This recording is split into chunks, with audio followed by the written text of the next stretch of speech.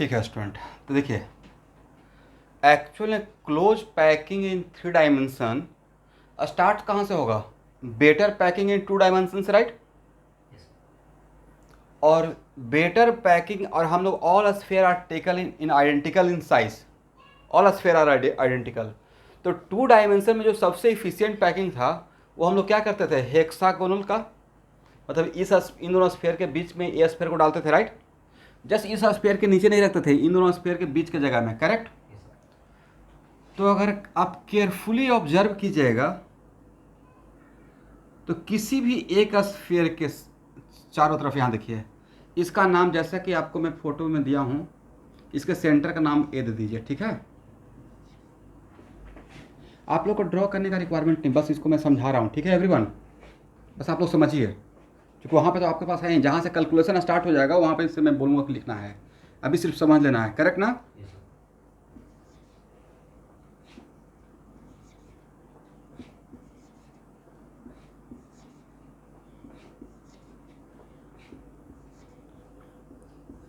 लेकिन लिखना आज ही है, आज आफ्टर क्लास।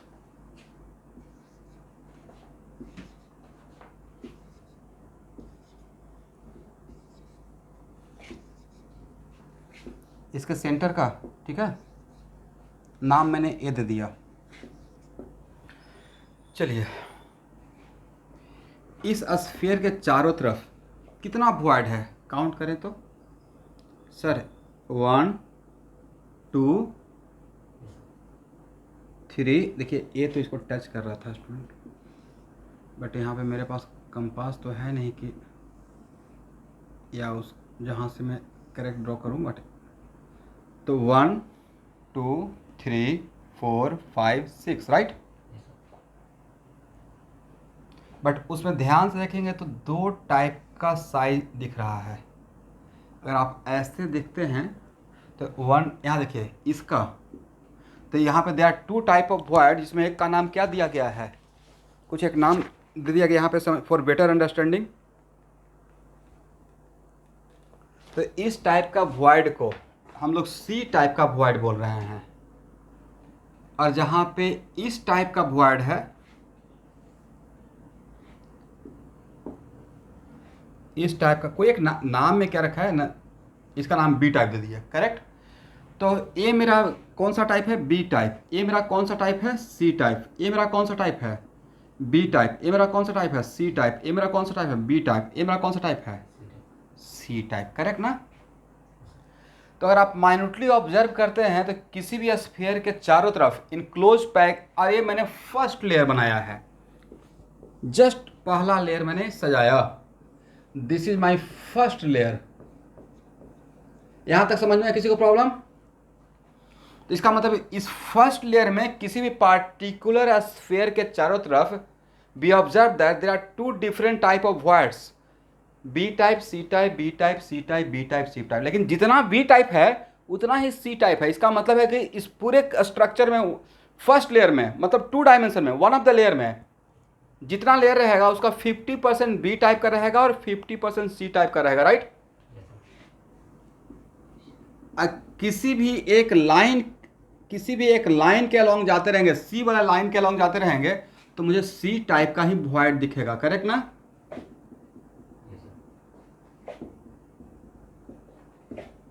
यहाँ देखिए, इसको ड्रॉ नहीं करना है, आप लोग को समझना है। और उसके बाद का अगर वॉइड देखेंगे, उसके नीचे का लेयर, जस्ट एक लाइन ड्रॉ कर रहे हैं, तो इस लाइन पे सिर्फ मेरा बी टाइप का वॉइड आ रहा है, करेक्ट?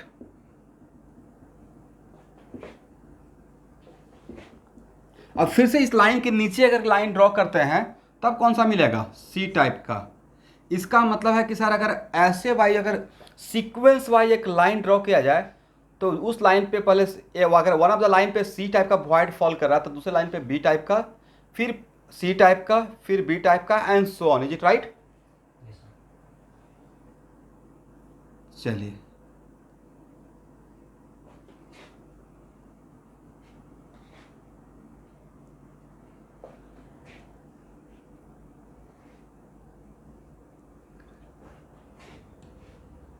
किसी का डिस्टर्ब हो रहा है ऑडियो? अब मैंने आपको एक, अब मैंने आपको एक टास्क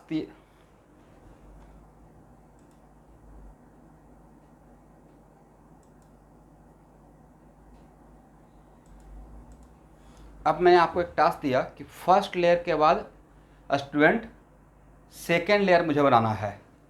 और सेकेंड लेयर में मैं आपको टास्क दिया कि जितना भी वॉइड है बी टाइप और सी टाइप, उन सबको सेकेंड लेयर में ढकना है। और इसी आइडेंटिकल स्फीयर से क्या आपके लिए पॉसिबल है कि ऑल वॉइड को आप, जितना भी बी टाइप या सी टाइप है, सारे वॉइड को आप ढक पाएंगे? पॉसिबल है? देखिए पॉसिबल नहीं है। वजह, पहले एक ही स्फीयर के चारों तरफ से देख लेते हैं। क्योंकि आपके पास जो स्फीयर है, आपको मैंने टास्क दिया, पहला लेयर मैंने बना दिया और मैंने ऑब्जर्व किया कि we have two different type of void, void of type B and void of type C, right. और सेकेंड लेयर आपको बनाने के लिए दिया कि अब सेकेंड लेयर में जितना भी वॉइड फर्स्ट लेयर का है, गड्ढा है, उसको भाई इसी स्फीयर से ढकना है। तो क्या आपके पास ये पॉसिबल है कि सेकेंड लेयर बनाने के टाइम पे सारे वॉइड को आप ढक पाएंगे? इम्पॉसिबल है इस केस में। वजह, किसी भी एक स्फीयर के चारों तरफ देखते हैं, तो अगर आप इस स्फीयर के चारों तरफ, क्योंकि आपका स्फीयर का साइज तो आइडेंटिकल है ना, तो इस अगर सी टाइप का वॉइड को अगर आप ढकने का कोशिश करते हैं, इसका मतलब we are placing the sphere just over the void of type सी।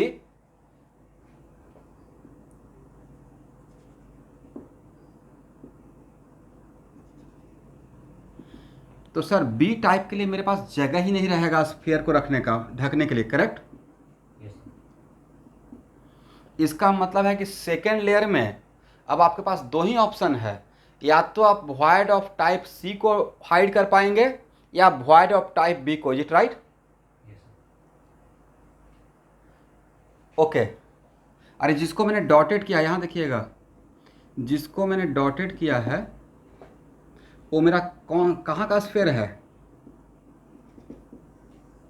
ये मेरा सेकेंड लेयर का स्फीयर है। Is it right?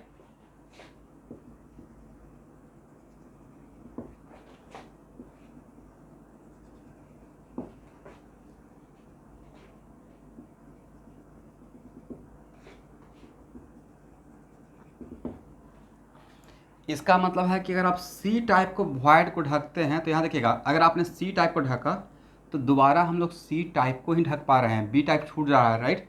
मैंने एक लाइन ड्रॉ किया था ना, सी के एलॉन्ग लाइन, और फिर बी का, फिर सी का, तो सी ढकेंगे तो बी छूट कर फिर दोबारा सी के लिए ही जगह बचेगा, राइट। उसके बाद फिर से बी छूट जाएगा सी। इसका मतलब सेकेंड लेयर में अगर आप सी टाइप को हाइड करते हैं, इफ स्फीयर आर प्लेस्ड, ये सब कुछ वहाँ पे लिखा हुआ है, मैं सिर्फ समझा रहा हूँ, ठीक है। इसका मतलब it is very important to note that कि अगर हम लोग यहाँ पे one of the type of void C को अगर हाइड करते हैं तो सारे बी टाइप का वॉइड छूट जाएगा।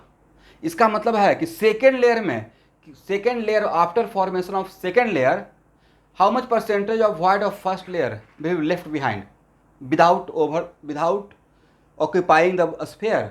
50%, राइट। फर्स्ट लेयर का 50% void after formation of second layer, first layer का 50, ऑब्जेक्टिव हो गया आपका, after formation of first layer, sorry after formation of second layer 50% void, इसको मैं लिखवा दूंगा कंक्लूजन, 50% वॉइड फर्स्ट लेयर का बचा हुआ रह जाएगा, राइट। ओके, देखिए यहाँ पे तो मेरा डायग्राम उतना नीट एंड क्लीन नहीं है, बट वहाँ पे 3 डायमेंशनल डायग्राम बनाया हुआ, तो वहाँ पे आप देख सकते हैं, ठीक है, जो मैंने भेजा है। Next, after formation of after formation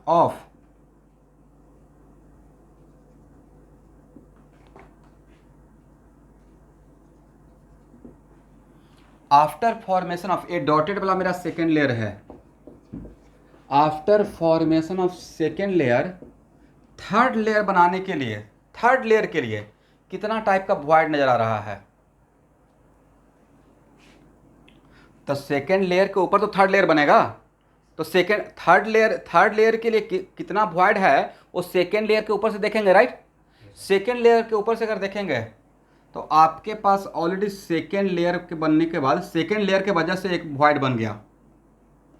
देखिए इसके वजह से, डॉटेड वाला की वजह से क्या यहाँ पे वॉइड बना, जिसको मैं सर्किल कर रहा हूँ? बिल्कुल बना है ना। सेकेंड लेयर पहले से फर्स्ट लेयर का वॉइड बी खाली रह गया, वो तो नजर आएगा ही आएगा क्योंकि वो नहीं ढका है, और सेकेंड लेयर बनाने की वजह से भी एक सेकेंड लेयर के यहाँ पे ये तीन डॉटेड स्फीयर की वजह से क्या यहाँ पे जगह खाली नहीं रहा, और वो जो सेकेंड लेयर के बनने की वजह से जो जगह खाली रहा वो एग्जैक्टली फर्स्ट लेयर के स्फीयर का सेंटर है, राइट।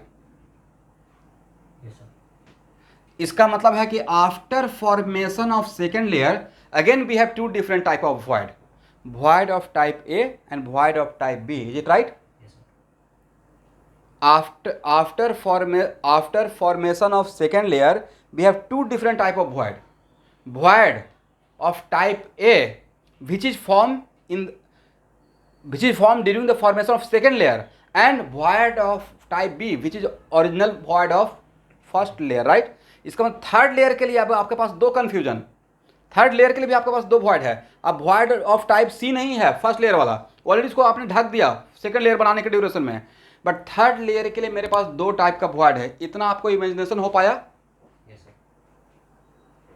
ओके अब इसका मतलब सर थर्ड लेयर बनाने का वी हैव टू ऑप्शन, या तो void A को हाइड करें और नहीं तो फिर void B को हाइड करें, राइट।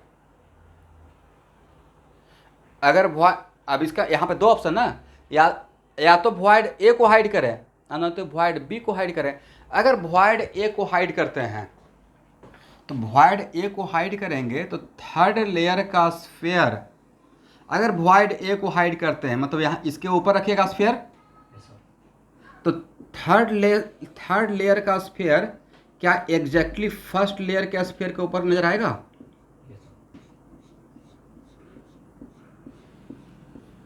इसका मतलब है कि अगर फर्स्ट लेयर का नाम ए दिए, फर्स्ट लेयर का नाम मैंने ए दे दिया, सेकेंड लेयर जो स्फीयर लगाए थे उसका हम लोग नाम दे दिए बी, तो थर्ड लेयर भी तो सिमिलर टू फर्स्ट लेयर हो जाएगा, क्योंकि थर्ड लेयर भी तो फर्स्ट लेयर के स्फीयर के ऊपर ही नजर आते रहेगा, क्योंकि मैंने फर्स्ट लेयर का सेंटर को क्या दिया था। और थर्ड लेयर में मेरे थर्ड लेयर बनाने के लिए we have two different type of void, void of type A जो कि बन गया ड्यू टू लेयर सेकेंड बनने के ड्यूरेशन में। लेकिन अगर आप थर्ड लेयर बनाने के लिए मेरे पास वी हैव टू ऑप्शन, ये दो ऑप्शन है, this is the part of my syllabus, correct. One of the option क्या है कि जो सेकेंड लेयर में जो void बना जिसका नाम हम टाइप ऑफ void A है, वो type of void A exactly first layer के स्फीयर के जस्ट ऊपर नजर आ रहा है, राइट। तो अगर हम लोग void ऑफ टाइप A को अगर हाइड करेंगे तो जो मेरा स्फीयर का अरेंजमेंट रहेगा, आप क्या कीजिएगा, आपको यहाँ पे void नहीं रहेगा, आपको यहाँ पे void नहीं रहेगा, आपको यहाँ पे void नहीं रहेगा। टाइप ऑफ void A किसका void है? सेकेंड लेयर के वजह से बना था, और इसी को आप हाइड कर रहे हैं। इसका मतलब एग्जैक्टली आपका अरेंजमेंट फर्स्ट लेयर के जैसा ही दिखना स्टार्ट हो जाएगा, राइट, करेक्ट ना। इसका मतलब है कि फर्स्ट लेयर अगर ए रहेगा तो सेकेंड लेयर बी रहेगा, तो अगेन थर्ड लेयर क्या रहेगा? ए, फिर से क्या रहेगा? बी। इसका मतलब ए अरेंजमेंट क्या हो जाएगा? A B A B A B, समझे? This arrangement is called what? A B A B A B. और इस ए बी ये आपके लिए इंपॉर्टेंट है। इसका मतलब ए बी अरेंजमेंट, इस अरेंजमेंट से ही हम लोग को मिलता है एच सी पी। ये ऑब्जेक्टिव पूछा जाएगा हेक्सागोनल क्लोज पैकिंग में। हेक्सागोनल क्लोज पैकिंग का अरेंजमेंट का नाम क्या है? A B C A B C A B C, जहाँ पे ए बी ए लेयर का नाम है, या A B A B A B. तो एच सी पी में क्या होता है? A B A B A B A B, समझे? बाकी मैं यहाँ आप लोग लिखना नहीं, बस समझना था, बाकी लिखा हुआ मैंने फ़ोटो खींच के भेज दिया, ठीक है? तो यहाँ तक समझ में आया? तो नेक्स्ट क्वेश्चन, एक मिनट मुझे ख़त्म कर दीजिए, फिर मैं आप लोगों को सारा डाउट क्लियर करूँगा। आपने थर्ड लेयर बनाया तो किसी का माइंड में आया होगा कि सर अब तो फिर से फोर्थ लेयर भी बनाएंगे, राइट? थर्ड लेयर के बाद दिमाग में आएगा ना कि फोर्थ लेयर बनाएंगे, बट फर्स्ट लेयर का नाम ए दिए, सेकेंड लेयर का नाम बी दिए। थर्ड लेयर में आप थर्ड लेयर बनाने के लिए आपने void ए को जब आपने किया void ए को, तो उसके बाद void ए को हाइड करने के बाद void ए को हाइड कर दिए तो आपका एग्जैक्टली फर्स्ट लेयर का ही स्ट्रक्चर मिल गया, राइट? तो थर्ड लेयर बनने के बाद it is very important to note that third layer बनने के बाद, after formation of third layer, क्या आपको टाइप ऑफ वॉइड ए नजर आएगा? क्योंकि उसको आपने हाइड कर दिया, राइट? तो after formation of third layer by hiding the void of type A, again आपके पास दो टाइप का वॉइड आ जाएगा। बोले कौन कौन सा? B and C, right? B and C, correct. फिर से सी क्रिएट हो जाएगा, करेक्ट ना? अब बी, तो बी जो बी रहेगा वो तो कभी हाइड ही नहीं हो पाएगा। फिर इसका तो बिल्कुल बी थर्ड लेयर से बी को देख, यहाँ देखिएगा, फोर्थ लेयर बनाने के बाद या थर्ड लेयर बनाने के बाद भी थर्ड लेयर का बी और फर्स्ट लेयर का बी को आप देखते रहेंगे, राइट? करेक्ट। वो तो हाइड नहीं हो पा रहा है। इसका मतलब टाइप ऑफ वॉइड भी ऑलवेज छूटते हुए चला जाएगा, राइट? सिर्फ हम लोग किसको हाइड कर पाएंगे?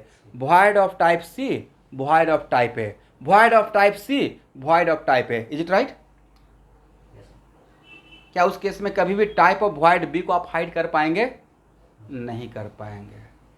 समझ गए एवरीवन? हाँ बोलिए, किसी का डाउट था?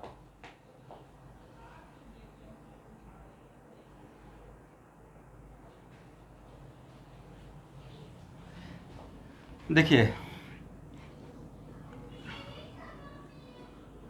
अच्छा, फर्स्ट लेयर का जो अरेंजमेंट था उसको मैंने नाम दे दिया, ऐसे ही एक कोई नाम दिए, लेयर ए, राइट? अब एक मिनट, जो फर्स्ट मेरा लेयर है उसी लेयर के ऊपर अगर स्फीयर एग्जैक्टली इसके ऊपर दूसरा स्फीयर, इसके ऊपर दूसरा स्फीयर, इसके ऊपर भी दूसरा स्फीयर, एग्जैक्टली इसी स्फीयर के ऊपर दूसरा स्फीयर, इसके ऊपर दूसरा, इसके ऊपर, जस्ट इसके ऊपर अगर कोई रखेंगे तो उस लेयर का जो अरेंजमेंट रहेगा उन्हें, ताकि identical to layer first layer, तो इसका नाम ए, तो उसका भी तो नाम ए। ओके, तो आपको सेकेंड लेयर बनाने के लिए हम लोग क्या करते हैं? हम लोग एफिशिएंट पैकिंग देख रहे थे। तो एफिशिएंट पैकिंग के लिए हम लोग क्या कर रहे थे? वॉइड को हाइड करने का कोशिश कर रहे थे, कम से कम वॉइड रहे, राइट? और कम से कम वॉइड के वजह से, इसको दोबारा मैं एक डायग्राम बनाऊंगा, कम से कम वॉइड के लिए हम लोग सारे वॉइड का हाइड सेकेंड लेयर में ही कोशिश कर रहे थे, जी तोड़ मेहनत, कि सारे वॉइड को सेकेंड लेयर में ही भर देंगे। आपसे नहीं हो पाया और ना हमसे हो पाएगा। अगर वॉइड ऑफ टाइप सी को हाइड कर रहे थे तो वॉइड ऑफ टाइप बी मुझसे छूटते हुए चला जाएगा, करेक्ट? इसका मतलब आफ्टर फॉर्मेशन ऑफ वॉइड सी हम लोग फर्स्ट लेयर का 50% ही वॉइड को ऑक्यूपाई कर पाए। अब मेरा टाइप ऑफ वॉइड बी छूट गए, सबसे कंसेप्चुअल पार्ट है पूरे सॉलिड स्टेट का, ठीक है? करेक्ट। लेकिन जब सेकेंड लेयर बनाए तो फिर से मेरे पास थर्ड लेयर के दो वॉइड क्रिएट हो गया। एक सेकेंड लेयर में नया वॉइड क्रिएट हुआ, जो कहाँ पे क्रिएट हुआ? यहाँ पे नहीं, एग्जैक्टली फर्स्ट लेयर के स्फीयर के सेंटर के ऊपर। Is it right? Due to sphere of second layer, due to sphere of second layer.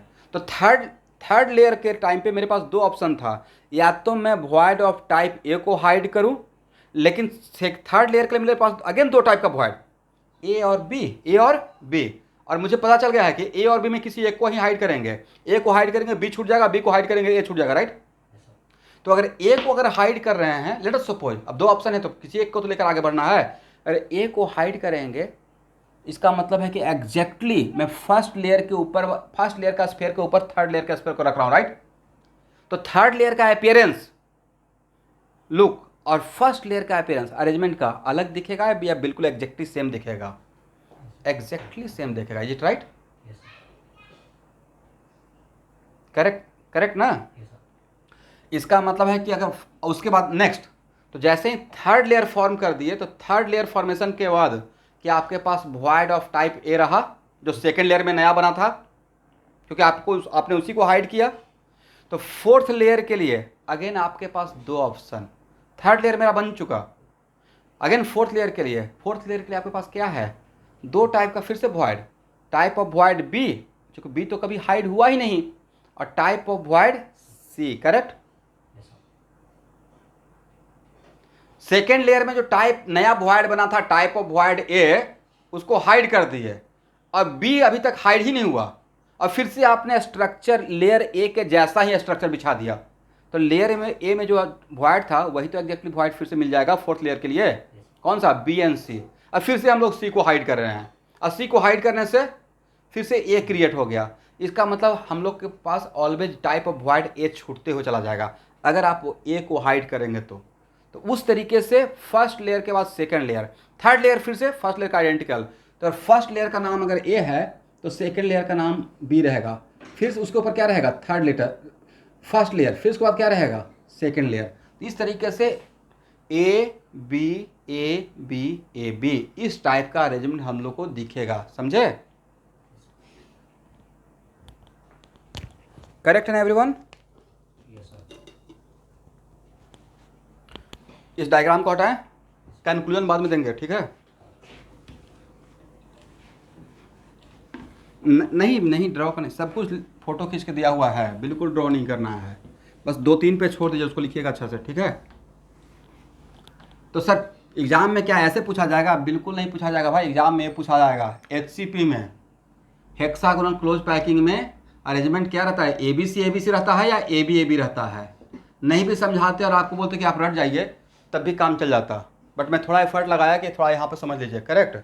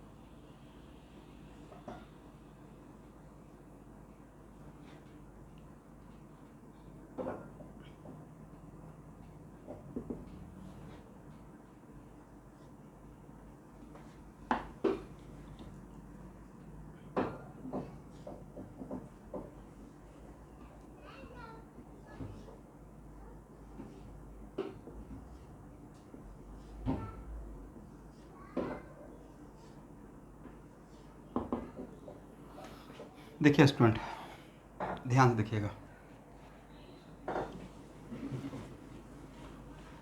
वो डायग्राम अब यहाँ से ड्रॉ करना है।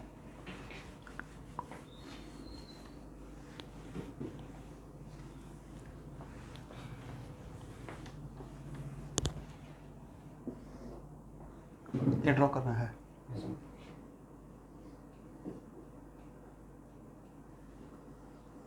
यहाँ से ड्रॉ करना है।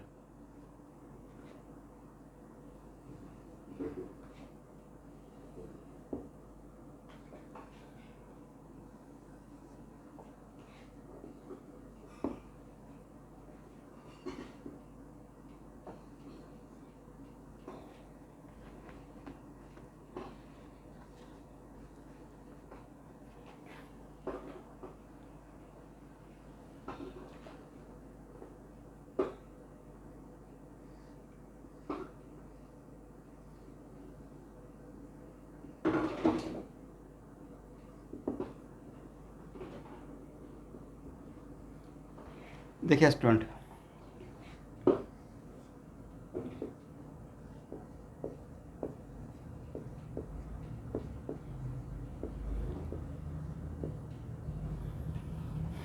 ये मैंने 7 स्फीयर लिया, मतलब मैं बिल्कुल किसी एक स्फीयर के चारों तरफ जो 6 वॉइड था, जिसमें 3 टाइप ऑफ वॉइड बी और 3 टाइप ऑफ वॉइड सी, उसको मैंने फर्स्ट लेयर का उठाया, राइट? करेक्ट। अब यहाँ पे एक्चुअल में इसके ऊपर अगर हम लोग इस वॉइड को हाइड कर रहे हैं तो इस वॉइड को हाइड करेंगे तो फिर हम लोग इस वॉइड को हाइड कर पाएंगे, ये छूट जाएगा, राइट? और इस वॉइड को हाइड तो ये छूट जाएगा, फिर एग्जैक्टली मुझसे ये वॉइड हाइड हो पाएगा, करेक्ट ना? तो यस, और इन तीनों डॉटेड स्फीयर से जो मेरा सेकेंड लेयर का है उसकी वजह से मेरा वॉइड ए फिर से बन गया है, करेक्ट? करेक्ट ना? इसका मतलब है कि ये जो डॉटेड वाला है वो है मेरा second layer, layer second, is it right? जिसका हम लोग नाम क्या दे रहे हैं, लेयर बी, राइट। अब हम लोग जो सिचुएशन इमेजिन कर रहे हैं जिसमें हम लोग थर्ड लेयर के लिए इसके ऊपर, यहाँ देखिए, यहाँ तक समझ में आ गया। इस टाइप ऑफ वॉइड ए को हम लोग क्या कर रहे हैं, हाइड कर रहे हैं। तो जब हाइड कीजिएगा तो थर्ड लेयर एग्जैक्टली जो बनेगा वो फर्स्ट लेयर के स्फीयर के ऊपर नजर आएगा, राइट। तो यहाँ देखिए, ए मेरा अगर ए था तो आपको नहीं था कि यहाँ पे ए तीन, ये जो डॉटेड है ना स्टूडेंट, ए डॉटेड ए डॉटेड ए डॉटेड का स्फीयर, वही उसको मैं यहाँ पे दिखाया हूँ, करेक्ट। आई इन तीनों के वजह से जो मेरा सेंटर क्रिएट वॉइड क्रिएट हुआ, ये वॉइड एग्जैक्टली इस स्फीयर के ऊपर है, राइट। एग्री। जिसका हम लोग नाम क्या दिए हैं, बी। ये इस यहाँ देखिएगा, यहाँ से अगर एक लाइन ड्रॉ किया जाए, एक्चुअली ऐसे है, इमेजिन कीजिए हॉरिजेंटल में, तो यहाँ पे दिखाया हूँ ना, एक हॉरिजेंटल प्लेन में इसको सजाया हुआ है, हॉरिजेंटल प्लेन में, राइट। इमेजिन कर लिए, उसके ऊपर ये तीन रखा गया है, लेकिन इस उसके ऊपर कहाँ किसको रखा गया है, इसको रखा गया है, करेक्ट। तो अगर इसको अगर रखे हैं तो यहाँ पे जो ये वॉइड क्रिएट हुआ, तो वॉइड से अगर एक लाइन अगर ड्रॉ करेंगे तो इसका सेंटर से गुजरेगा, राइट। तो यहाँ देखिएगा, ए स्फीयर क्या इन तीन स्फीयर को टच करेगा, तो सर ए स्फीयर तो इसी पे रखा हुआ है ना, तो बिल्कुल टच करेगा, इज इट राइट। ये तीन स्फीयर इस सेंटर वाला स्फीयर को टच करेगा या नहीं करेगा, सर एग्जैक्टली उसी पर रखा हुआ है, टच करेगा, राइट। और उसके बाद यहाँ जो वॉइड क्रिएट हुआ था, उस वॉइड को, जिसका नाम हम लोग क्या दिए थे, वॉइड ऑफ टाइप ए, इसके ऊपर है ना, इसका नाम वॉइड ऑफ टाइप ए, इसके ऊपर फिर इसको रख दिए थे। जब इसको रख दिए तो इसके चारों तरफ का सिचुएशन तो लेयर ए के जैसा दिखेगा, राइट। तो एग्जैक्टली सिचुएशन ए था, करेक्ट।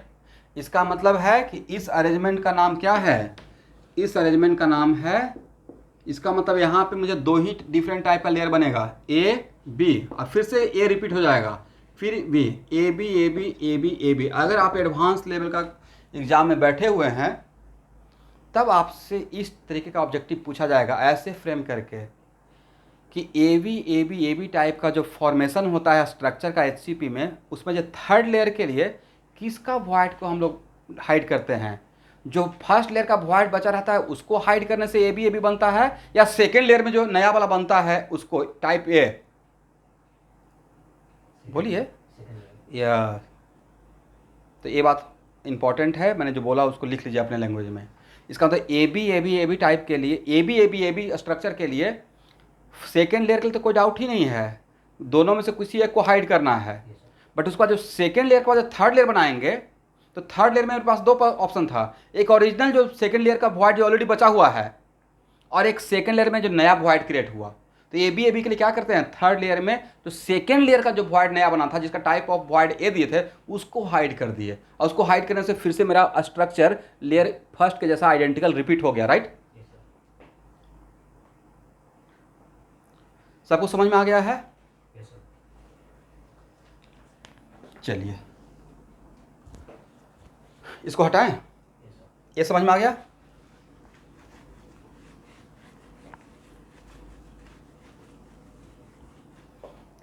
आपको क्या लग रहा है, ऐसे वर्टिकल प्लेन में है भाई, ये हॉरिजॉन्टल प्लेन में ऐसे है, दिखाने के यहाँ पे वर्टिकल प्लेन में, राइट।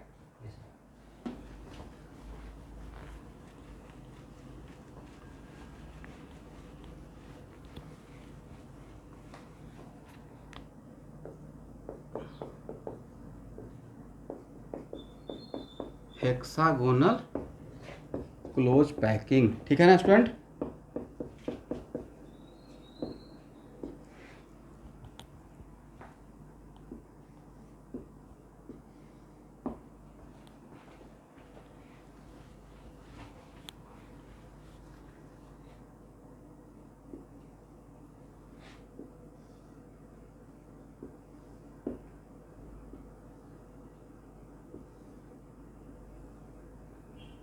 आपका बोर्ड में इसका सिर्फ जो मैं ड्रॉ कर रहा हूँ उसका हाइट निकालने का 5 मार्क्स का क्वेश्चन आया हुआ है, इतना इम्पोर्टेंट है।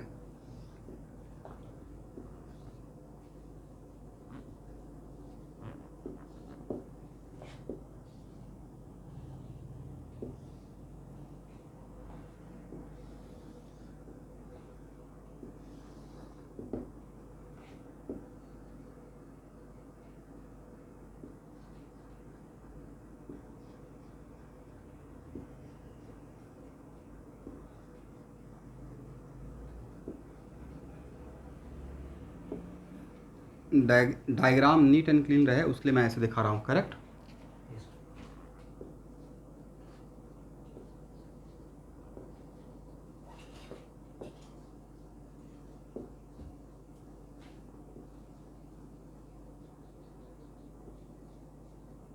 इस समझ में आ गया कि मैंने किसको दिखाया। यहाँ देखिए, ये मैंने इसको दिखाया, राइट। इसके स्फीयर के सेंटर से इसके स्फीयर के सेंटर को मिला रहा हूँ। इसके नीचे, इसके ऊपर ए रहेगा, यहाँ देखिए, इसके ऊपर ए रहेगा, फिर इसके ऊपर एग्जैक्टली ए रहेगा, राइट। तभी तो आइडेंटिकल स्फीयर हुआ। और ये सब ए स्फीयर आपस में आउट ऑफ टच है, इन टच है, दिखाने के लिए ऐसे, बट दिखाएं यहाँ लिखे, ड्रॉ करेंगे ऐसे, सोचेंगे वैसे, राइट।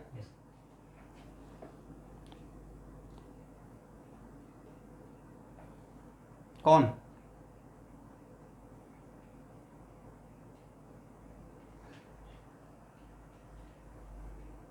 अभिज्ञान बोल रहे हैं भाई, इसी का तो हाफ एन आवर से मैं बात कर रहा हूँ। यह देखिए तो, इसका मतलब है कि आप, यस, दिस ऑल स्फीयर, यहाँ पे इस स्फीयर का, इस स्फीयर के टच में सारा स्फीयर है या नहीं है, राइट। और ए स्फीयर आपस में टच में है या नहीं है, ए स्फीयर, ये दोनों, उसी को यहाँ पे मैं ड्रॉ किया हूँ। तो डायग्राम नीट एंड क्लीन के लिए यहाँ पे लग रहा है कि आउट ऑफ टच है, बट एक्चुअली इस स्ट्रक्चर को सेंटर से सेंटर मिलाया। यहाँ देखिए,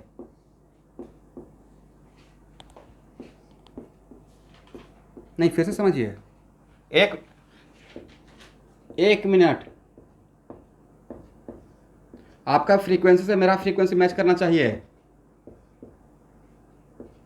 नॉट लाइक दैट कि कभी भी क्वेश्चन पूछेंगे बीच में, हमेशा पूछिए और बट साथ साथ चलिए।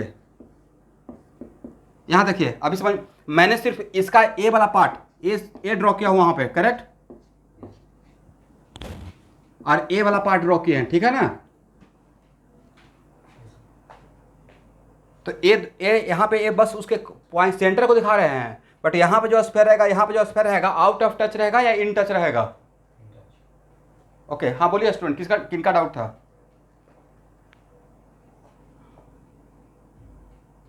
बिल्कुल है, अभी इसको ड्रॉ ही कर रहे थे।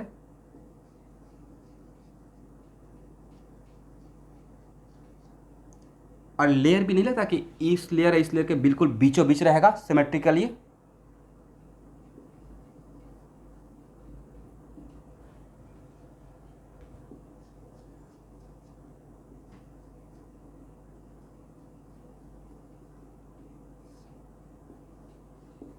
समझ गए। यहाँ देखिए, ये है मेरा डायग्राम किसका, unit cell of HCP, correct. Unit cell of what, HCP। इसको समझने में किसी को प्रॉब्लम है स्टूडेंट? इसी को मैं फॉर बेटर प्रेजेंटेशन यहाँ पे ड्रॉ किया हूँ, और यहाँ से यहाँ तक का हाइट को मान लेते हैं H। अच्छा, इस टाइप का बड़े बड़े राजा महाराजा का किला जो होता है ना, फोर्ट, उसमें इस टाइप का पिलर देखे होंगे, हेक्सागोनल जैसा। एक तो पिलर हम लोग के यहाँ होता है क्यूब टाइप का, क्यूबॉइड टाइप का, राइट। एक होता है गोल वाला पिलर, राइट, सिलेंड्रिकल टाइप का। एक इस टाइप का भी पिलर होता है, राइट। और इस टाइप का पिलर में कितना फेस रहेगा, ऊपर और नीचे वाला फेस को छोड़कर 6 फेस रहेगा, राइट। ओके ओके एवरीवन, तो मेरा क्वेश्चन ये है कि यहाँ पे इस कॉर्नर में, यहाँ पे जो स्फीयर रहेगा वो कितने, ये मेरा यूनिट सेल है, one of the unit cell of HCP, one of the unit cell of HCP, is it right. तो आप समझ में आ गया कि HCP कैसे बनता है। क्लोज पैकिंग, यह है क्लोज पैकिंग इन 3D, और क्लोज पैकिंग इन 3D में due to formation of what, AB type का स्ट्रक्चर से, करेक्ट। अब उसके बाद यहाँ पे जो स्फीयर है वो कितना इस टाइप का यूनिट सेल के लिए कॉमन कॉर्नर रहेगा, जरा इमेजिन करें तो। इसका मतलब ये स्फीयर, यहाँ जो स्फीयर है, इस यूनिट सेल के लिए कितना कंट्रीब्यूट करेगा, कितना?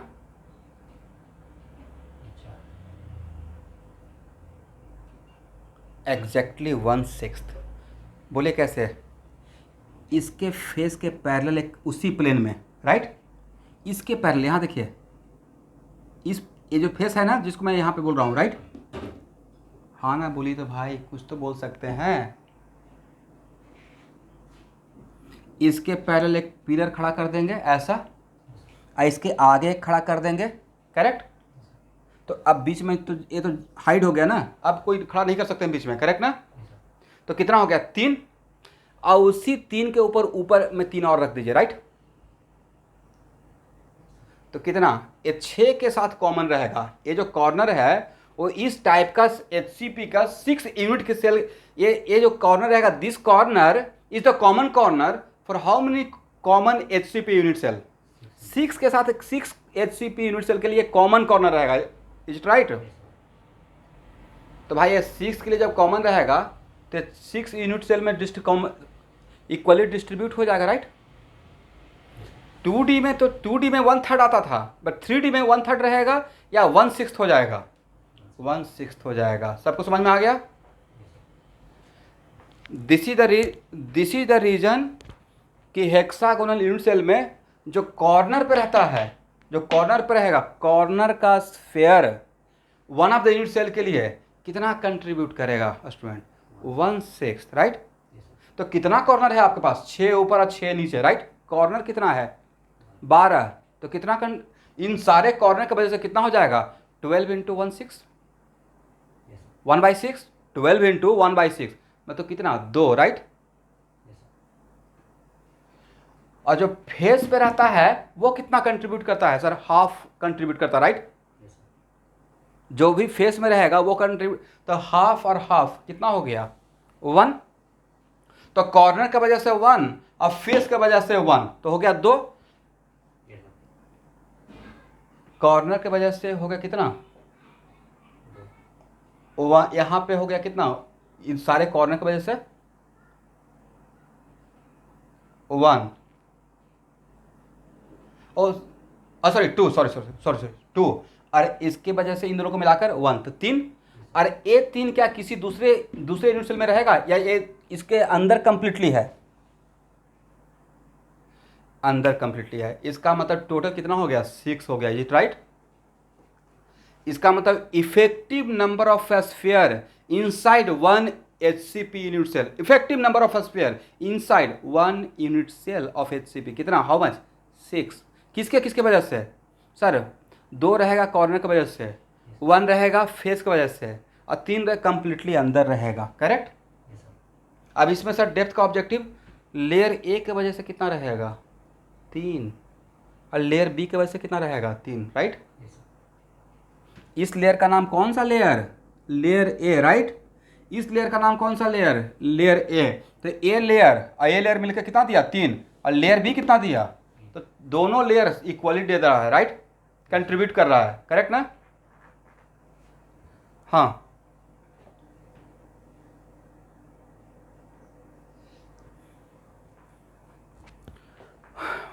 वन सिक्स कैसे हुआ? तो यहाँ देखिए सवाल, इसको इसके जस्ट बगल में, इसी के जस्ट बगल में ऐसा ही एक पिलर खड़ा करना है, ना ऊपर ना नीचे, बिल्कुल यहाँ से ही, इसका बॉटम और इसका बॉटम कॉमन प्लेन पे रहेगा, ठीक है। मतलब इस टाइप का आपको 3 मैंने पिलर दे दिया और आपको एक मैक्सिमम कोशिश करना है टच कराकर। तो यहाँ पे जो सेकेंड जो रहेगा HCP, उसके लिए इस फेस के साथ कॉमनली आप कर सकते हैं, राइट। इसका मतलब अगर मैं आपसे पूछूंगा कि ये फेस कितना HCP के लिए कॉमन फेस का काम करेगा? एक ही ना, सॉरी 2 के लिए, दो के लिए ना, एक के लिए 2 के लिए, इसके बगल में भी तो एक रहेगा ऐसा।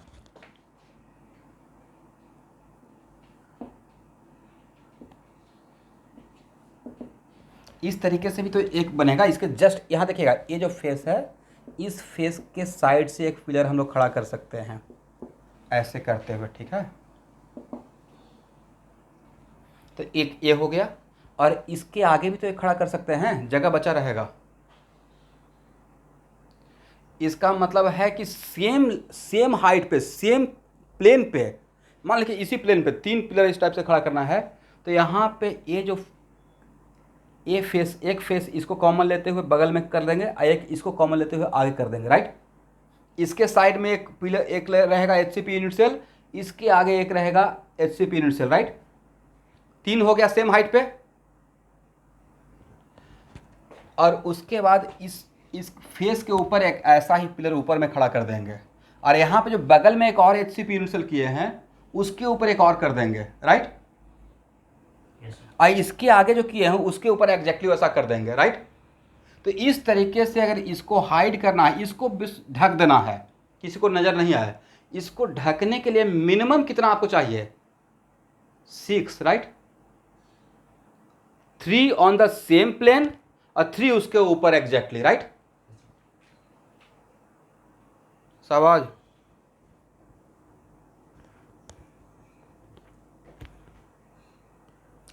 प्लेन सेम प्लेन पे तो इसका ऐसे चारों तरफ तो 6 फेस रहेगा, राइट। बट मेरा क्वेश्चन ये है कि इस फेस को कॉमन लेते हुए आप एक इमेजिन कीजिए HCP, इस फेस को कॉमन लेते हुए एक HCP इमेजिन करेंगे बिल्कुल इसी के लेवल में, राइट। तो उसके साथ ये कॉमन हो जाएगा, राइट। और इसको भी, इस फेस को भी कॉमन लेते हुए एक आप आगे की तरफ इमेजिन कीजिए, एक इसके ऐसे, करेक्ट, एक आगे की तरफ। 3 हो गया। और तीनों के ऊपर ऐसा तो अपर फेस रहेगा ना,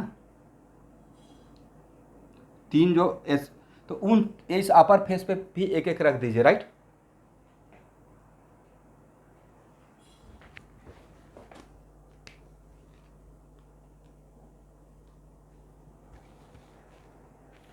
अब समझ में आ जाएगा। ये आपको नज़र आ रहा है कितना एंगल है? 120 120 120। यहाँ देखिए, जहाँ पे मेरा फिंगर जा रहा है, आप लोग को नज़र आ रहा है स्टूडेंट? ऐसा है, एक ऐसे करते हुए, ऐसे बढ़ते हुए, ऐसे बढ़ते हुए, ऐसा ही यहाँ देखिएगा, ऐसे। और यहाँ पे एक पॉइंट है बीच में जो है मेरा एक कॉर्नर है, राइट। ये वाला ऐसे बढ़िए, ऐसे बढ़िए, ऐसे बढ़िए, और एक हेक्सागोन इसको लेते हुए इधर एक हेक्सागोन इमेजिन कीजिए। कर लिए? इधर इस तरफ हेक्सागोन इमेजिन कर पाए? इस जोन में,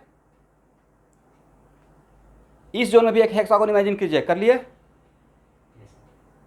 इस जोन में भी, इसमें भी एक हेक्सागोन इमेजिन कर लिए। बनाइए, बन पाएगा? और उसके नीचे आ जाइए हेक्सागोन लेते हुए 3D में, करेक्ट। इस टाइप का कितना पिलर? अभी नीचे ही जाने के लिए बोले हैं भाई, ऊपर ना आने के लिए नहीं। नीचे आ गए, और अब वो ऐसा ही ऊपर भी चले जाइए, करेक्ट। कितना? 6 ना? 6 होने के बाद, 6 होने के बाद ये आप नज़र आएगा, ये तीनों मार्कर का इंटरसेक्शन पॉइंट, जहाँ पे मेरा एक पॉइंट था, एग्जैक्टली वही तो मैं समझा रहा था। समझ गए? इसका मतलब एक कॉर्नर कितने HCP के लिए कॉमन कॉर्नर रहेगा? 6 HCP के लिए कॉमन कॉर्नर रहेगा। अब समझ में आया साहब आज? ठीक है, थोड़ा कॉन्सेप्चुअल है, कोई बात नहीं है। लास्ट में तो एक तरीका है ही कि रट जाएंगे, बट मैक्सिमम कोशिश कर रहा हूँ कि समझ में आ जाए, राइट।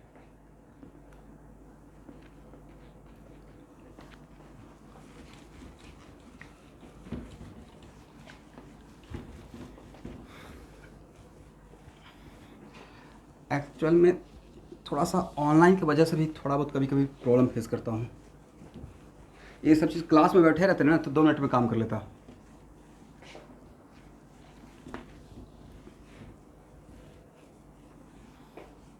चलिए,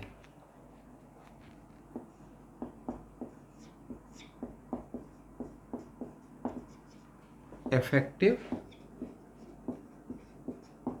number of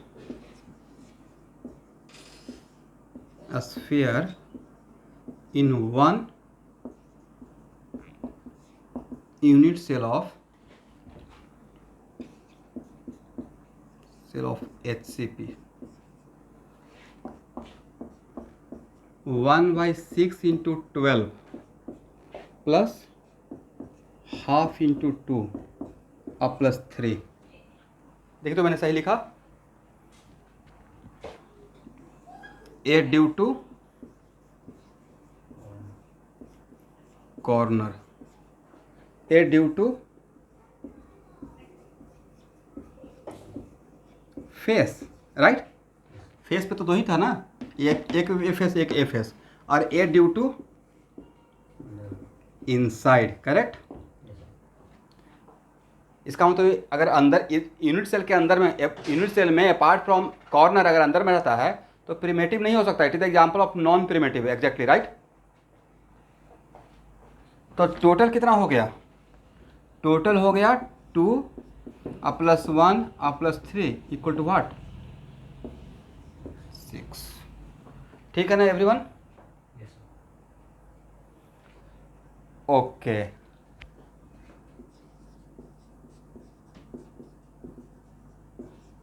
relation between R and A, जहां पे A क्या है? Edge length, right. This one. और R क्या है? Radius of sphere. बोलिए R और A में क्या रिलेशन रहेगा, बता सकते हैं? तो सर यहाँ पे ये तो टच में है ना, इसलिए मैं इस पर ज़्यादा इम्फेसाइज कर रहा था कि टच में है या नहीं है। तो क्या यहाँ पे बोल सकते हैं 2A इक्वल टू 2R?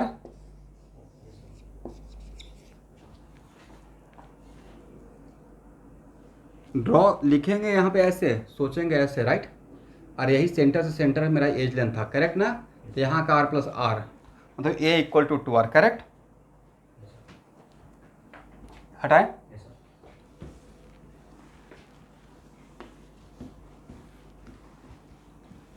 बोलिए सिलेंडर का वॉल्यूम कितना होता है? फास्ट सिलेंडर का वॉल्यूम, नॉट कोन का, पाई स्क्वायर एच। सिलेंडर का volume pi square H. Pi square क्या था? Area of the base, is it right? Okay. इसका मतलब है कि इस पिलर का, इस HCP का वॉल्यूम चाहिए, volume of HCP available, right. Available volume के लिए क्या लिख सकते हैं? Area of base into height, correct ना। और एरिया ऑफ बेस तो निकाल सकते हैं, बोलिए कैसे? सर ये तो बहुत आसान है। यहाँ पे 6 इक्विलेटरल ट्रायंगल बना हुआ है, राइट। तो एरिया ऑफ द बेस तो हो जाएगा 6 इंटू √3/4। कितना था इक्विलेटरल ट्रायंगल का area? A square I into H. बस सर H बता दीजिए, काम बन जाएगा। तो H आप लोग मुझे बता दीजिए, काम बन जाएगा। What is the value of H? H निकालना ऑब्जेक्टिव है एडवांस लेवल का। तो H कितना है एवरीवन?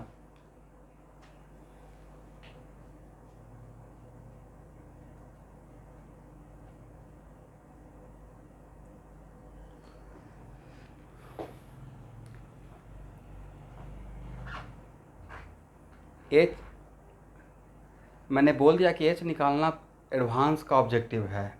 अब फिर आप लोग 4R बता दिए। H निकालना भी आ जाएगा बोर्ड के एग्जाम में, ठीक है। जो लोग 4R बोल रहे हैं उनके अकॉर्डिंग मुझे जहाँ तक समझ में आया कि उनके माइंड में A आ गया। नहीं, R R और R, करेक्ट। यही सोचे ना 4R।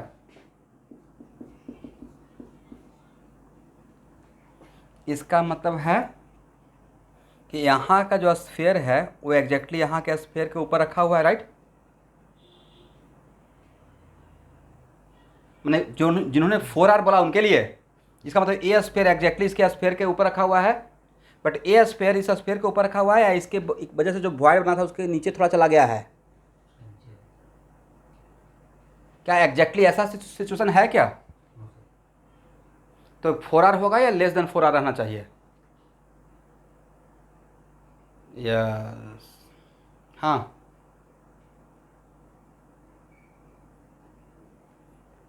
नहीं तो एज कैसे निकालिएगा वो मुझे आइडिया बताइए। ये सोचिए कि मुझे नहीं आ रहा है एज निकालने के लिए, आप लोग मुझे आइडिया दीजिए।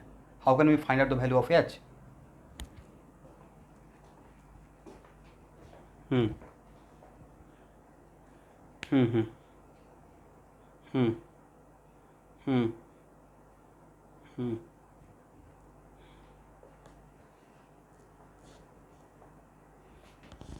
चलिए, मैं यहाँ पे मैं टाइम वेस्ट नहीं करूँगा, क्योंकि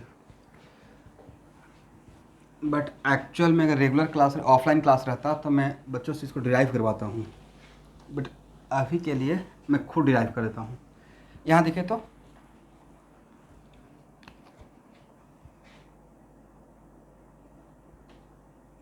याद है,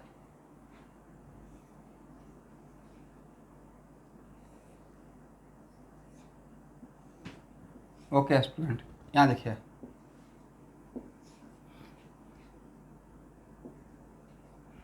ये मेरा इक्विलैटरल ट्रायंगल है जी, राइट? ये मेरा इक्विलैटरल ट्रायंगल है, और इक्विलैटरल ट्रायंगल का किसी भी कॉर्नर से सेंटर तक का डिस्टेंस बता सकते हैं? निकाल तो पाएंगे ही in terms of A, right? अगर इसका साइड लेंथ ए है तो मुझे ए चाहिए सी से पी से सी के बीच का डिस्टेंस, राइट? तो ए एंगल कितना, 30 डिग्री ना, और यहाँ से यहाँ तक कितना, a/2, और मुझे चाहिए ए वैल्यू, तो क्या लिख सकते हैं, कितना, cos 30 ना, cos 30 equal to this by this, और इसका हम लोग वैल्यू का नाम देते हैं x, तो क्या लिख सकते हैं, a/2/x, करेक्ट? देन x इक्वल टू कितना, a/2/cos 30। यहाँ तक किसी को प्रॉब्लम? देन x का वैल्यू कितना, a/2, और cos 30 का वैल्यू √3/2, 2/√3, मतलब a/√3। ये तो आप लोग भी जानते होंगे, करेक्ट?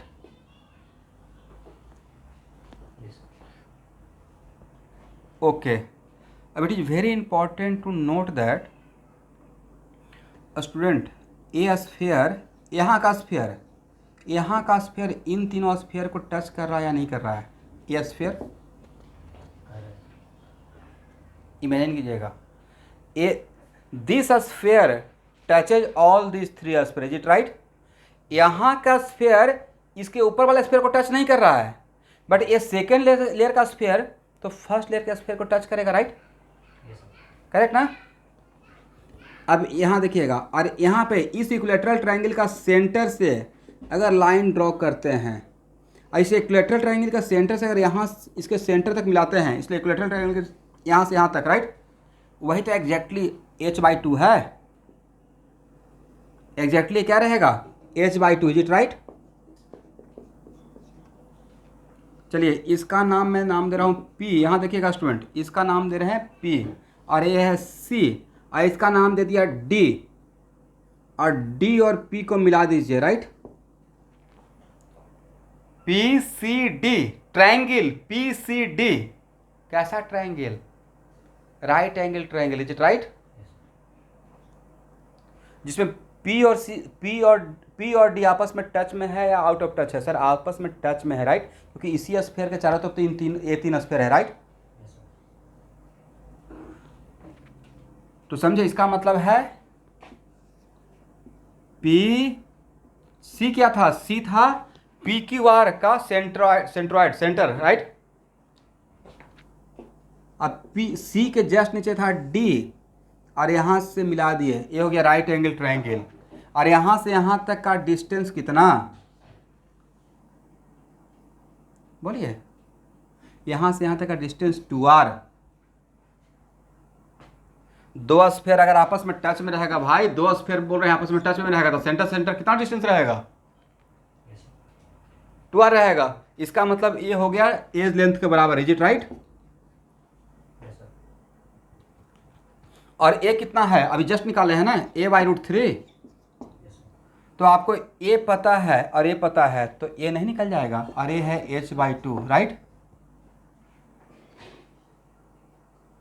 तो पाइथागोरस थ्योरम से h/2 निकाल लेंगे। तो h/2 इक्वल टू क्या लिखें सर? ए स्क्वायर माइनस, बोलिए, a²/3 राइट। तो h/2 इक्वल टू कितना हो जाएगा student? Sir 2a²/3 is it right? 4 then h equal to कितना हो जाएगा? h इक्वल टू हो जाएगा 2√2/3 a। सही सही है ना? अब a का वैल्यू पुट कर दिए, मुझे समझ में आ गया कि आप a equal to 2r put कर दिए हैं। मैं a के टर्म में काम कर रहा हूँ। अब a equal to r put, a का वैल्यू r के टर्म पुट करेंगे तो a इक्वल टू 2r, तो 2 इंटू 2 कितना हो जाएगा? 4r right. भाई ये वैल्यू निकालना अपने आप में ऑब्जेक्टिव है। पहले फिजिक्स का टेस्ट चलता था, टेस्ट सीरीज, तो उसमें वैल्यू ऑब्जेक्टिव बनाकर लोग दिए हुए थे सो मेनी टाइम्स। ठीक है।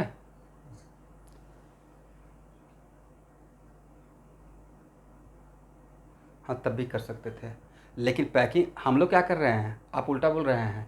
हम लोग पैकिंग इफिशिएंसी निकालने के लिए तो ये काम कर रहे हैं राइट। हम लोग एक्चुअली पैकिंग इफिशिएंसी निकालने के लिए तो वॉल्यूम अवेलेबल निकाल रहे हैं। बाद में तो मुझे भी पता है इसका, आप लोग को भी पता रहेगा, और सबको रटवा देंगे कि क्लोज पैकिंग इन 3D। यहाँ सुन लीजिए, मैं पहले ही बोल देता हूँ आंसर, फिर ये मेरा रटा हुआ है और आज के बाद आप लोग को भी लिखवा दूंगा कैलकुलेटर में। क्लोज पैकिंग इन 3D, चाहे वो HCP AB हो या ABC हो, अगर आइडेंटिकल स्फीयर रहेगा, अगर आइडेंटिकल स्फीयर रहेगा तो 74% ही होता है। शायद यही आप जानते होंगे। और वो 74% HCP के लिए भी होता है और FCC के लिए भी होता है, और जितना भी क्लोज पैकिंग रहेगा सबके लिए 74% ही आता है। ठीक है। तो अब यहाँ देखिए, तो इसमें सबसे कंसेप्चुअल पॉइंट जो मेरा था कि बहुत सारे स्टूडेंट इसको इमेजिन नहीं कर पाते कि ये एक्चुअली आपस में टच में है, बट ये तीनों स्फीयर इसके साथ कॉमन टच में था राइट। इस वजह से हम लोग कैलकुलेट कर पाए। अगर टच में नहीं रहता तो क्या कैलकुलेट कर पाते? नहीं कैलकुलेशन होता राइट। तो क्या हम लोग एच निकाल पाएंगे? ऑब्जेक्टिव बन आएगा तो बन जाएगा।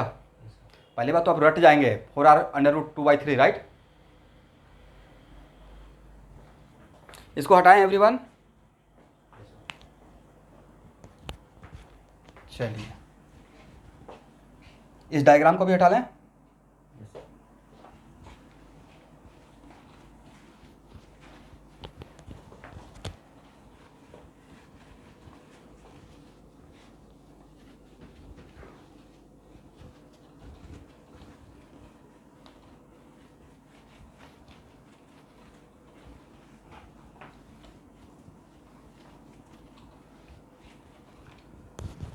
ओके एवरीवन, तो वॉल्यूम अवेलेबल अब निकालिए। Available volume how much?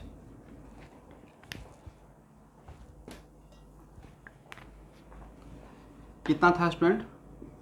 Sir 6√3/4 और a² ना, और हाइट कितना आया? 4r√2/3 करेक्ट ना। और a का वैल्यू पुट कर दीजिए 6√3/4, एक कितना हो जाएगा 4r² करेक्ट, इंटू 4r2/3। तो कैलकुलेट करने के बाद कितना हो जाएगा स्टूडेंट?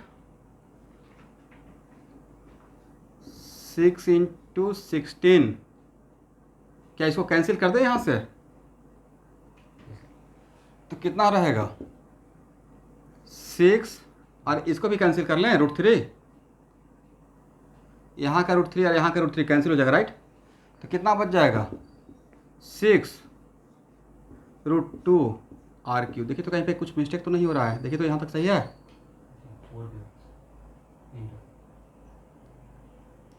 और अच्छा ये वाला 4 तो रहेगा ना एक हम लोग के पास, करेक्ट। 24 नहीं, this is the available volume, correct. But volume occupied कितना रहेगा एवरीवन? तो सर वॉल्यूम ऑक्यूपाइड के लिए 6 × 4/3 πr³ कीजिए, राइट। 6 क्यों? क्योंकि total effective sphere inside one of the HCP unit cell, right. 6 था। तो पैकिंग इफिशियंसी कितना रहा?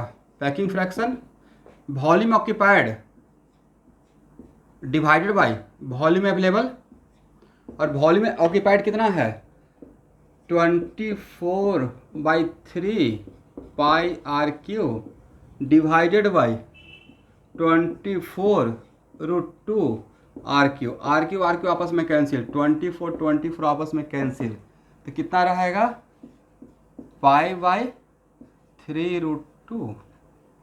ये वैल्यू निकाल लीजिए।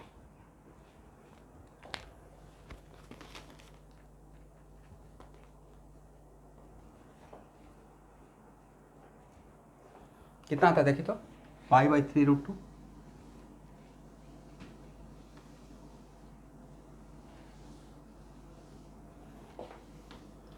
कहीं पे कुछ मिस्टेक तो नहीं हो रहा है?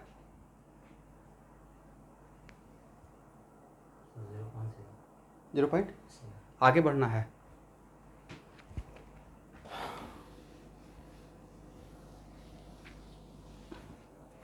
ये बहुत स्टैंडर्ड वैल्यू है 0.74, राइट।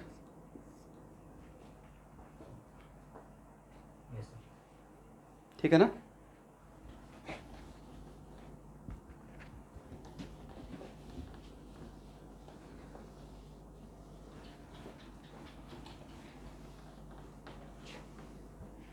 तो वॉइड फ्रैक्शन भी यहाँ से पता चल जाएगा, 1 माइनस पैकिंग फ्रैक्शन कितना 0.26।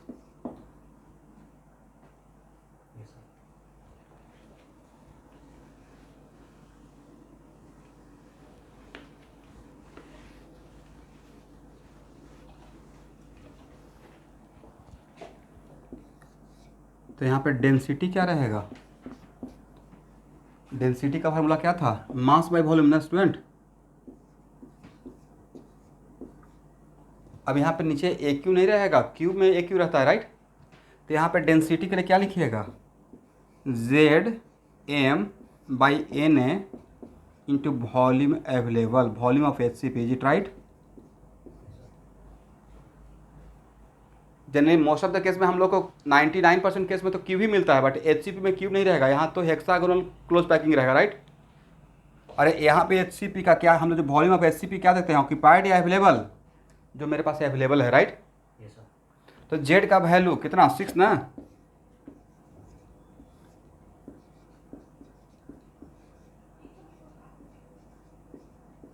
अवेलेबल। बट ये जो पैकिंग फ्रैक्शन आया है, this is the packing fraction of HCP। यहाँ देखिए, यहाँ भी आपसे कंफ्यूजन हो जाएगा। This is the packing fraction when what, this is the packing fraction only when there is, क्योंकि यहाँ पे इतना पैकिंग है, इसका मतलब पैकिंग आपका 100% नहीं है, मतलब 26% आपका जगह खाली है। तो this is the packing fraction when only one type of sphere are present at lattice point. तो HCP का लैटिस पॉइंट का जगह क्या है, corner of the hexagon, inside का 3 पॉइंट और फेस, हेक्सागोन का face, right. These are the lattice point of HCP। Apart from that एक भी स्फीयर रह सकता है, दैट इज कॉल्ड वॉइड में भी स्फीयर रहेगा। और क्लोज पैकिंग में आगे पढ़ाएंगे आगे क्लास में, 2 टाइप का वॉइड बहुत फेमस है। वन ऑफ द वॉइड का नाम होता है टेट्राहेड्रल वॉइड और दूसरे का नाम होता है ऑक्टाहेड्रल वॉइड। इसका मतलब ये आपको पैकिंग फ्रैक्शन मिला, जैसे मैंने हर केस में आपको बता रहा था, ये आपको पैकिंग फ्रैक्शन मिला है when only one type of sphere are present on lattice point and there is no atom present inside the void, correct. समझ गए ना, ये लिख लीजिएगा। क्योंकि HCP में पैकिंग फ्रैक्शन 80% 90% तक हो सकता है अगर हम लोग वॉइड में भी स्फीयर को डालना शुरू कर दिए। ठीक है,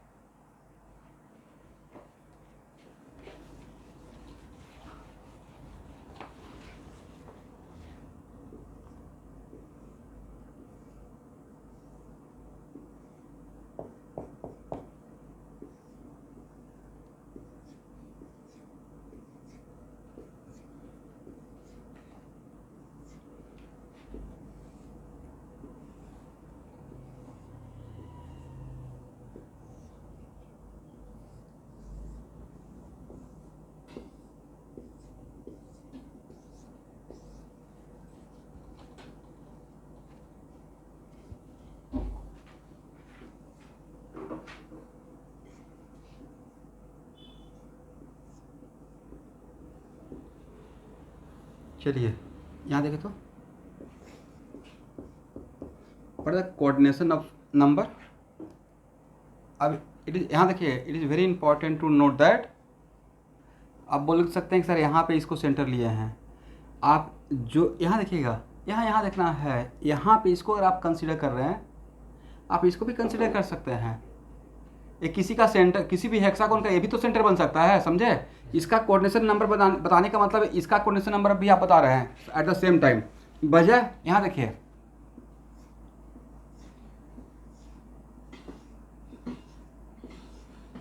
थोड़ा सा 3 डायमेंशनल सिचुएशन नहीं,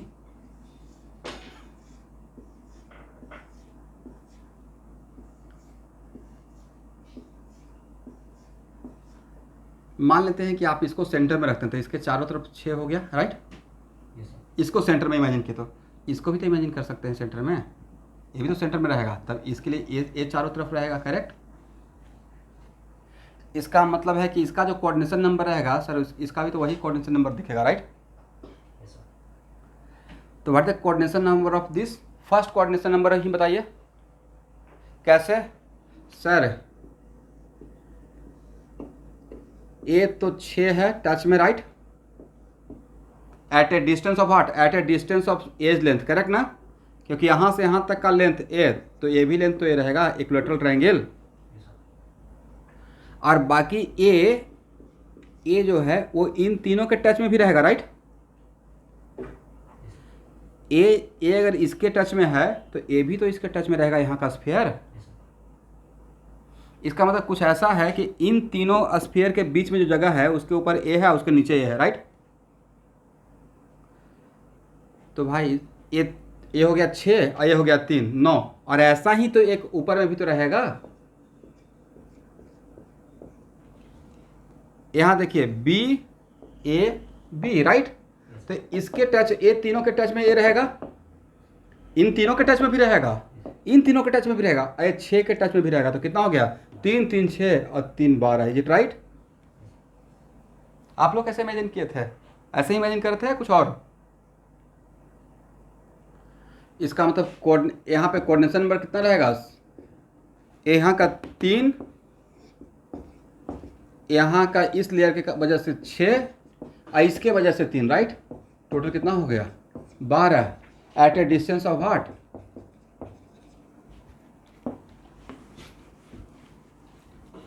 एट ए डिस्टेंस ऑफ, बोलिए लेंथ है, ए इक्वल टू आर पे, नहीं। चलिए student,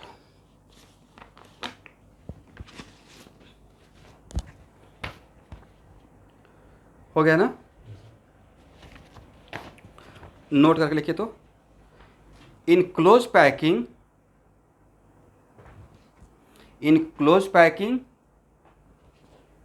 when two consecutive layer in all type of close packing, ठीक है, in all type of close packing, when two consecutive layer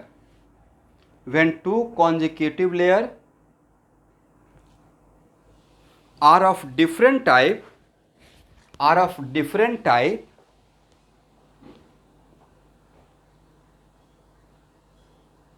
then packing efficiency, इसको box में कर लीजिएगा, then packing efficiency is always 74%. Then packing efficiency is always 74%।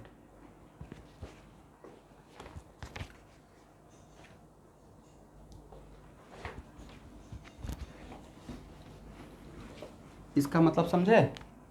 यहाँ देखिए, अगर हम लोग काम कर रहे हैं क्लोज पैकिंग का, तो क्लोज पैकिंग में दो टाइप का पैकिंग ही हम लोग को पढ़ना है, A B C A B C A B C A B C, ये अभी नहीं डील किया हूँ, और एक पॉइंट ये डील किया आज, ए बी राइट। तो कहने का मतलब था कि अगर दो कॉन्जिक्यूटिव लेयर, तो ए के बाद बी, करेक्ट। तो टू कॉन्जिक्यूटिव लेयर अगर डिफरेंट टाइप का रहेगा, और अगर क्लोज पैकिंग इन 3D है, तो यहाँ भी 74% मिलेगा, और इस यहाँ भी ए के बाद इसका कॉन्जिक्यूटिव बी, तो कॉन्जिक्यूटिव है, चाहे ए बी सी हो या ए बी हो, यहाँ भी पैकिंग परसेंटेज कितना रहेगा? पैकिंग फ्रैक्शन 0.74 ही रहेगा। अरे यहाँ भी पैकिंग फ्रैक्शन कितना रहेगा? 0.74। इसका तो हम लोग प्रूफ कर लिए, इसका देख लेंगे, राइट।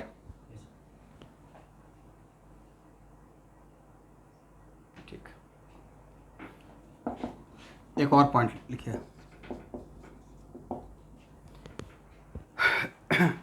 लिखिए जो लिखवा रहे हैं।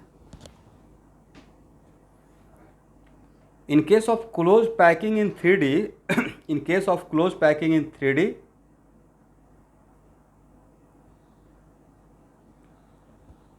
all the void of first layer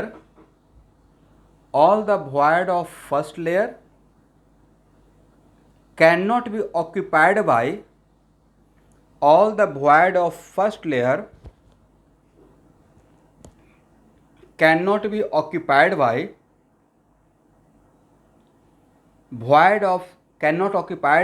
a sphere of second layer. All the void of first layer cannot be occupied by a sphere of second layer because of the same size of a sphere. Because of same size of a sphere, comma, only 50% of the void, only 50% of the void can be occupied.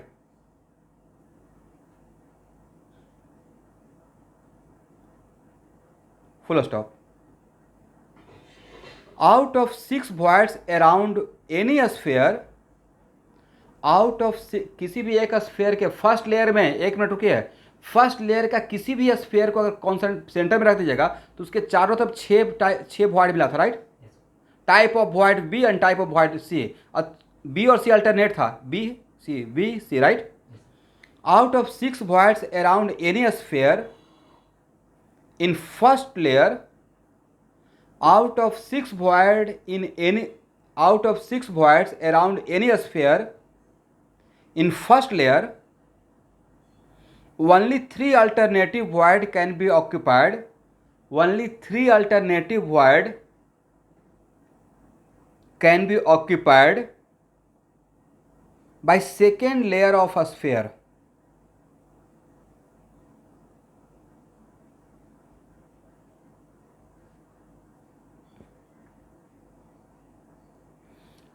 इसका मतलब है कि कितना percent void first layer का occupy हो पाएगा? 50%, right. ये भी ऑब्जेक्टिव आएगा तो बन जाएगा। चलिए, और इस क्या लिखे थे? By second layer of sphere, बस इतना ही, फुल स्टॉप। तो ये जो मैंने ऑब्जर्व किया, लेकिन अब उसमें रहेगा कि ए बी होने के लिए थर्ड लेयर जो बनाएंगे वो किसके वॉइड को ऑक्यूपाई करके बनेगा? जो सेकेंड लेयर में नया बना वॉइड उसको, या फर्स्ट लेयर का जो बचा हुआ था उसको? तो जो सेकेंड लेयर में नया बना था, बोलिए मैं सुन रहा हूँ।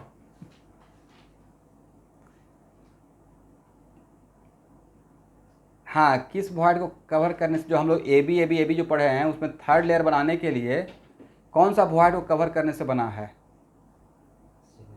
कितना टाइप का वॉइड आज पढ़े? एक मिनट, कितना टाइप?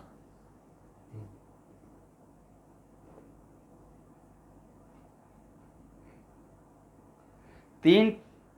मैंने पूछा कि आज जो, एक मिनट, ए बी अरेंजमेंट में कितना टाइप का वॉइड को हम लोग इनकाउंटर किए? 3 टाइप का, वॉइड बी, वॉइड सी, वॉइड ए, राइट। वॉइड बी और वॉइड सी हम लोग को फर्स्ट लेयर में ही मिल गया था। अब वॉइड ए सेकेंड लेयर के स्फीयर के वजह से बना था, लेकिन वॉइड ए जो बना था सेकेंड लेयर पे के वजह से बना था, वो एग्जैक्टली फर्स्ट लेयर के स्फीयर के ऊपर था, राइट। भाई ये तो बात इतना बार बोल दिया हूँ कि तो ऐसे ही इमेजिन हो जाएगा, करेक्ट।